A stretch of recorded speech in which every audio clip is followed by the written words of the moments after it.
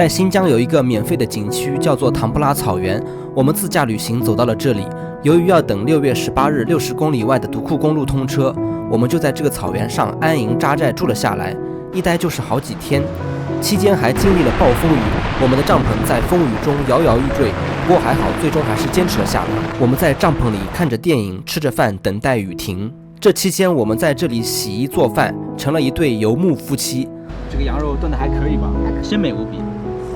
我们就在大草原上看着美景，露天吃着羊肉，感到十分惬意。离开这里的前一天晚上，车子后备箱开开关关，弄得汽车没电打不着了。幸亏和我们一起露营的驴友相助，帮我们解决了问题，真的是非常感谢。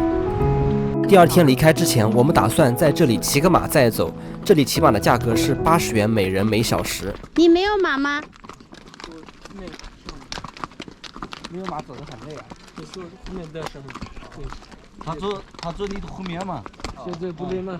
当山峰没有棱角的时候，当河水不再流，当时间停住，壮观呀，马儿。这位牧民小哥的汉语还不错，他是哈萨克族的。哇，这里是一个村落吗？一个村吗？是不是等天气冷了，你们就搬走了？我们10月份就搬走了吗？10月份就你们搬哪里去啊？我们下面自己的那个。下面还有你们的房子是吧？这自己的盖房子有没有？那是盖的房子还是这种毡房？不是盖的房子，肯定是盖的房子。毡房能一直住吗？毡房冷的啊。以前没有嘛，现在发达了嘛。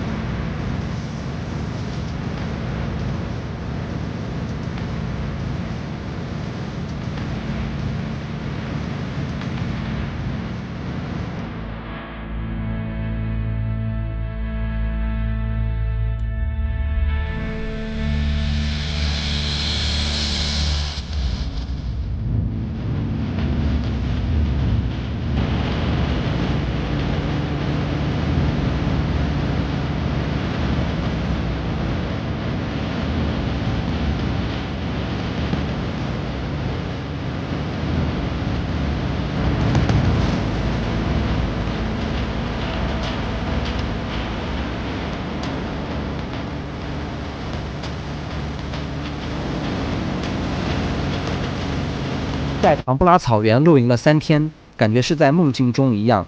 现在要离开，心里是有点舍不得的。希望下次还有机会再回到这个地方。